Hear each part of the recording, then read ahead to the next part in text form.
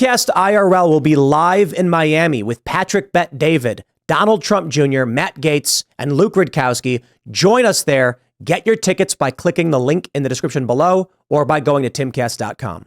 We got the story from the Post Millennial. Speaker McCarthy demolishes AP reporter over false report that House has, quote, no evidence for Biden impeachment inquiry. This video is absolutely amazing. Let's maybe I can pull it up on Twitter, make it a little bigger. Here, let's play this clip. It's a minute and a half long, and it's Kevin McCarthy talking to an AP reporter. I believe it's an AP reporter. So what impeachment inquiry is to do is to get answers to questions. Are you concerned about all the stuff that was just recently learned? Do you have any concern? Have you asked the White House any questions? Yes. Okay. Do you believe the president lied to the American public when he said he'd never talked to his son about business dealings? Yes or no? It's all right. I can't answer that. You can't answer that? Do you believe when they said the president went on conference calls? Do you believe that happened?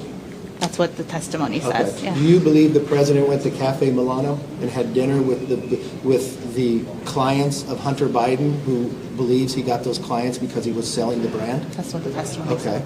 Do you believe Hunter Biden, when you saw the video of him driving a Porsche, that he got $143,000 to buy that Porsche the next day? Do you believe the $3 million from the Russian oligarch that was transferred to the shell companies that the Bidens controlled after the dinner from Cafe Milano took place?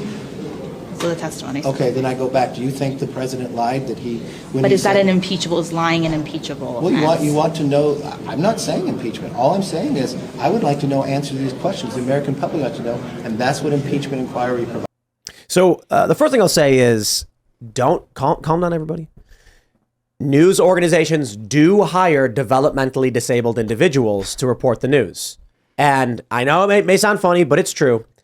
This woman doesn't even know what she's reporting on. Slow down there. Stop laughing. I am being serious. She is not reporting on an impeachment. Kevin McCarthy did not say we are hereby impeaching Joe Biden. He said we're going to launch an inquiry, which is we will begin to bring together information to ask ourselves the question, should we impeach? So when he points out all of this evidence, and there's so much more, and she agrees it all exists. Yes, it said that. Yes, it said that. But that's not impeachable. Kevin McCarthy's like, I'm not saying impeachment. She doesn't even know what she's reporting on. Welcome to the modern American press. It's sad because it feels like there are so many intelligent people and even average people who just actually watch the videos and look for the evidence to understand it better, who are trapped living in a world where you've got a news media comprised of people who don't even know what the story is they're covering, and their friends and their followers who go and vote. Well, so that's what I see when I look at that. And I'm like, oh, there's the two Americas. There's the two Americas where, like, I hear everything that he's asking. I'm like, oh, yeah, I heard about that. I heard about that. Oh, I know about that. But you talk to my friends who are on the left and they're like, what are you even talking about? Like, Joe Biden has never, what? I don't know what you mean. Hunter never did that. Hunter doesn't do that. Did Hunter even own a gun? I mean, like, we are getting two different sets of two different history, two different language, two different lexicons, two different reports. I mean, like, we have no way to even communicate because all of us on the right know all of these things and nobody on the left knows any of these things, probably because reporters are no. I'd like to give an analogy. It is, you see, your friends on the left, people we know, many, you see, one day they woke up and they were on this ship where a giant monster with a squid face put a tadpole in their eye, and then the elder brain took over their minds. I'm making a Baldurs Gate reference. Everybody who has no idea what I'm talking about. I thought you were doing like the biblical, like speck in your eye, log in your brother's, whatever. Go ahead. Keep going. Tadpole. Yeah, the opening story to Baldurs Gate, this is not a spoiler, it's literally the start of the game, is the mind flayer. It's a mind that controls you and it infects your brain to mind control you. And so these people are quite literally, figuratively, trapped in this world where they have this machine, this broadcast tower, telling them what is or is not true. Mm-hmm. And these people cannot, they do not have the willpower to ask themselves. A shout out to Brandon Strzok, who he's the founder of Walkaway. He tells this story, and there are many people who have had a similar story of how he broke the mind control. He says that he saw Donald Trump did a thing with his arm where he's making fun of the disabled reporter. Someone told him, actually, Trump wasn't making fun of a disabled reporter. And he's like, what are you talking about? I watched the video. I'll prove you wrong. And when Brandon finally decided to start investigating, it turns out Trump mocks everyone in the same way. And the actual evidence, the video that was made to debunk that claim, is on numerous occasions, Trump would insult someone by going, oh, look at me, I'm so dumb. One time, one of the reporters had a disabled arm, and they twisted the story to make it seem like Trump was intentionally mocking his disability instead of it just being something dumb Trump does. Brandon said he had like this harsh moment where he actually felt pain, confusion, like, wait, this can't be true. This can't be real. What am I seeing? Imagine just one day you wake up and everything you believe is wrong. Dude. It hurts. It does. It's suicidally painful. Like, I almost killed myself when I found out about the liberal economic order, fiat currency, the military industrial complex. Like 2006, when I got this washed over me. And like, it's one thing to learn about all this stuff when you have no knowledge and this is just how you're learning reality. It's another thing to have to unlearn 20 years of data. What did it for you? Like, what shook you out? I mean, what was it that you had to... Learning about the way that banks can issue infinite amounts of money or near infinite amounts of money with fiat. What does fiat mean? It means faith. It's not even backed by gold. Like, I thought our money was actually had value. It has no value. But what triggered you to like look deeper? The like, what was it? War in Iraq, 2006, George Bush, when I found out there were no weapons of mass destruction, I'm like, what? Okay. Now let's go a little deeper. 9/11, I saw the buildings fall in free fall. I'm like, well, they told me that planes knocked them down. Why are they falling without support? The entire buildings. That it was like thing after thing after thing, and then I'm like, why are we in two wars in the Middle East all of a sudden when only one of them is involved with our attack? All of it was very strange. I got more. There are three great examples from the 2006 area-ish that I think were, shocking to a lot of people. The first was Loose Change. You ever see Loose Change? No, give it to me. So it was a viral documentary, Loose Change 9/11 second edition. It was second one that went super viral.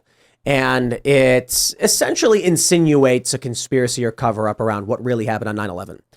I am not saying that the documentary is true. They've actually issued a bunch of corrections. There's a lot of speculation. I'm not issuing an opinion on that. But for a lot of people to watch something like that, it changed their perspective on what the news was telling them. And this resulted in, for me, for instance, I'm working at O'Hare Airport and they play this video for we're watching it. Someone's like, you got to watch this. And I'm like, what's going on? Like some guy brings it in the break room and I'm skeptical on everything, but it did make me think like, was this really in the news? Like these things they're referencing? Cause that's not what I heard. And then I wanted to read more and more about it. To be fair though, I had been online most of my life. So, I'd been well connected to, I've always been reading things, but for the people around me, that was like all of a sudden they were getting a different set of information. The next was Zeitgeist and Zeitgeist Moving Forward. These were two big documentaries at the time around this period. And I think it was Moving Forward, which explained fiat currency and fractional reserve banking. This went viral as well, explaining to people how your money is nothing, how they can just mass produce it, tricking you into working really, really hard for no reason. And then you realize you are living in a house of cards. That documentary comes out and then just give it a minute. The 2008 crash happens. A lot of people got smacked in the face and this shattered trust. I'm not saying these documentaries are true and correct. I am not saying that 9/11, the Loose Change video is true and correct. I am saying for a lot of people, it shatters their worldview. Yeah, they might not have all true data in all those movies, but it was enough to get me inspired to start researching that stuff. Well, if those two documentaries did that for a handful of people, because I had never heard of that. COVID did that to scores of people, right? Because, it's a little hard to quantify all the stuff going on with, currency manipulation or fabrication or whatever's going on. I hear about the 9/11 conspiracy. I don't know about that. But you tell me that I need to wear a mask from the entrance of the restaurant all the way until I sit down, and then I can take my mask off, and now I'm okay. And that is enough. That is so close and so tangible for enough people to go, all right. Hold on there a minute. F you. Have you seen the meme where it's a guy standing up and COVID is coming at his face and then he's sitting down and it goes over his head? They put up those plastic barriers between tables, so you're fine. Right. I went to a restaurant that it was in Frederick, the buildings are very small. They're old buildings and the restaurant was very, very small. And I walk in the front door and I'm standing 5 feet from the seat and they're like, you got to put a mask on. And I was like, I'll just sit down. And they're like, you got to put a mask on first. And I'm like, I'm going to literally say, if I sit down, I don't got to wear the mask, right? Like, they kicked me out. Oh, no. Or I should say, they insisted I wear it. I refused and left. I'm just saying, like, if this if those two documentaries like deconstructed your institutional trust, COVID. So, oh my gosh, with so many people, like now, even like all the moms in my world, they're like, I will never trust my doctor again. So and you were in Seattle. I mean, that's significant. This is what happened to me. I went through this phase of I will never trust anyone. I do not trust anyone. And this is like, I'm still reeling from that 15 years ago. But like a lot of people I imagine are going through that right now with what just happened. Well, like with institutions. But who do you trust? You have personal relationships you trust. Kind of. I mean, it wrecked me. This. I thought I was the good guy growing up. I'm part of the Empire. I feel like one of the stormtroopers, and I'm trying to like fix the system, but the Death Star is still heading towards Alderaan. I don't know what to do. But it's not so simple, right? So let's also use a different pop culture reference because it's always Harry Potter or Star Wars. We use Game of Thrones. Game of Thrones was really good until the last season, mind you. But they had that arc where what's her name? Daenerys? Daenerys, I think. Daenerys Targaryen. I've never seen it, so I don't know why we're she takes over that city where they've enslaved people, and then she strings up and kills all the slavers. Or all the elites. And then one guy comes in and he's like, my dad was elite, but was using his resources to save the slaves and stop all this, and you killed him. And like, that's the nuance of it. You can be, Ian, in the Empire, fighting for good and being principled. And like, no one is perfect in every single way. But you don't have to feel like a stormtrooper on the Death Star, you know. Yeah. You're it's the woke that won't offer you redemption. We will. Redemption. It's possible. Yeah. But the lack of trust that I have now in my personal life and more in political life is really what I'm talking about. Yeah, sure. I imagine people are going through that. So like I almost killed myself legitimately in 2010, but like I didn't because I had good family. The people that are struggling right now, how do we help them come to terms with the cognitive dissonance of like accepting that some of like, because I'm genuinely asking. Thanks for watching this clip from the Timcast IRL podcast. Hang out with us live Monday through Friday at 8 p.m. and become a member over at timcast.com for uncensored, members-only shows exclusive. Thanks for hanging out, and we'll see you all next time.